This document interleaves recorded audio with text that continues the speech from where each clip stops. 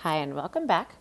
Last time we worked on the Surreal Eyes inspired by Minnie Evans, and we divided the area around our eyes into shapes so that way we can make areas to put some stuff about us. So big shapes would be the goal, and now today we're going to start to introduce some images and textures and other things that represent us inside of these shapes. If you have any big areas still, you might want to divide them so that way you don't have a big area to fill.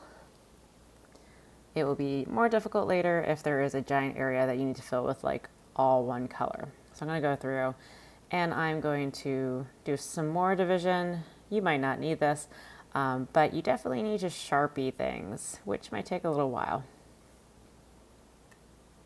Once I have Sharpied, I'm going to start once again thinking about things that represent me, my culture, my traditions, and my basically lifestyle, these things, okay? Things that make you unique, things around you and your community. So you don't have to just draw things that you drew on your first page, but it is a good jumping off point to brainstorm things that you can put into your design. Remember, the key is symmetry. Now, I'm going to let you be kind of fluid with your materials. So we're doing, you can do color pencil and dry materials, but also paint. The rule though is that if you want to paint, that is the last thing you will do on that section. So I like to do smaller areas or areas that I might not have the color for in crayon first. And then I'm going to use paint second for big areas of color. So once again, the rule is you can draw and then paint, but you cannot paint and then draw, because if your paper is wet and you try to draw on top of it, your paper is probably going to rip. So use the paint only as your last step for that day. So this one I decided to do the sand and the sea creatures and the foam with crayon, but then I'm going to use my cool colors to paint in the ocean. And I'm going to try to paint as symmetrically as possible. So if I use blue at the ends and then purple next, I should do that on both sides. Kind of like how we were drawing, we went back and forth. You should do the same thing where you go back and forth with painting and coloring.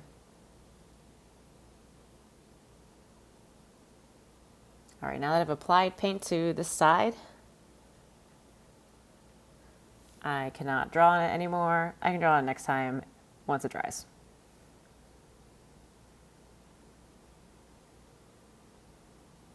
Also, these things can be a representation of things. They don't have to be actual pictures.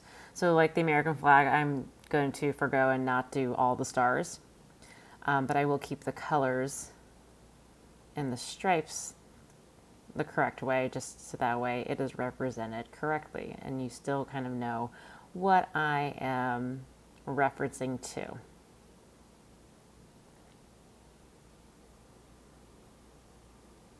Now, the next thing I'm going to do is, I think I'm going to work on my art section. Once again, small areas of color. It's a good idea that as you're working, you need to think about where your hands are and how it relates to what you're working on. So I'm going to start painting that top area in a minute, and my hand right now keeps crossing the area I already painted. So I'm going to go ahead and flip my paper around as I work on it, so that way I don't run into smudging my my ocean.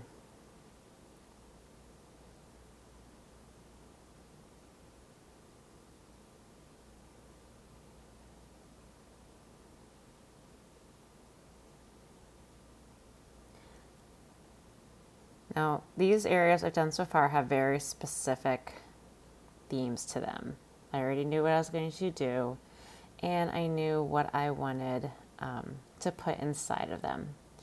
Now, if you're kind of stuck, or the other way to approach it, instead of having specific things in it, is to just do areas of color And then next time, once it dries, we can draw stuff in it. So I think for this one, this is going to be my last very specific thing I'm going to put into a shape. And then I'm going to start to just paint colors.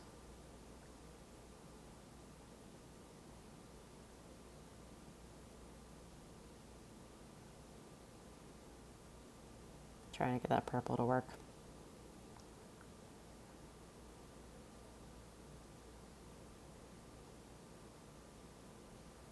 You also want to think about how you're going to balance it. So I have a lot going on right now around my eyes. So I think I'm just going to start painting in areas of color.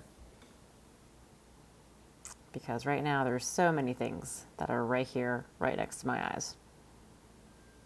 Kind of like how Minnie Evans worked, there was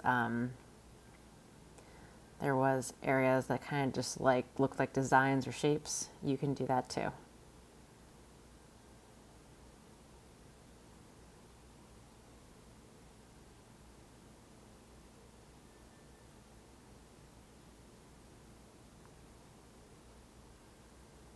I'm going to keep going. If you haven't started already, go ahead and get started. You'll see me do a few more shapes with just colors at the bottom of my paper. I'm also going to do a spaghetti texture a little later. Once again, working back and forth, doing one thing on one side, doing the other thing on the other side, making sure painting is the last step for today if you're inside of a shape painting.